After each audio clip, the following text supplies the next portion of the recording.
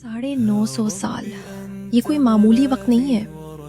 हजरत नूह अलैहिस्सलाम ने सदियों तक अपनी कौम को सीधी राह दिखाई, लेकिन बदले में क्या मिला? सिर्फ चंद लोग ईमान लाए और बाकी पूरी कौम सरकशी और मजाक पर उड़ी रही।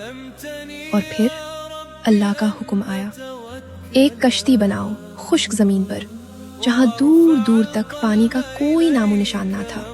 तपते हुए सहरा के करीब एक अजीम शान कश्ती बननी शुरू हुई। कौम के लोग वहां से गुजरते तो हंसते, मजाक उड़ाते और कहते, ए नूह, अब तुम नबूवत छोड़कर बढ़ई बन गए हो, इस खुश्क रेत पर कश्ती कैसे चलेगी? लेकिन नूह अलैहिस्सलाम खामोश रहे। उन्होंने गुस्सा नहीं किया, कोई शिकवा नहीं किया। उनका एक ही जवाब था, आज तुम हम पर हंसते हो, कल हम तुम पर हंसेंगे।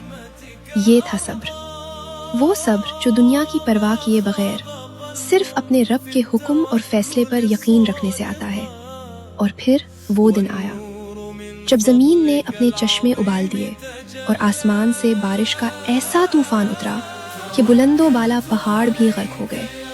उस वक्त वही कश्ती जो कभी लोगों के लिए मजाक थी, मोमिनीन के लिए निजात का वाहिद जरिया बन गई।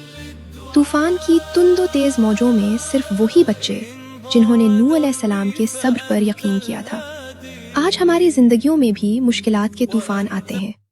लोग बातें बनाते हैं, रास्ते मुश्किल लगते हैं, लेकिन याद रखिए, अगर आपका यकीन सच्चा है तो अपने हिस्से की कश्ती बनाते रहिए, मेहनत करते रहिए और सब्र का दामन हाथ से ना छोड़े।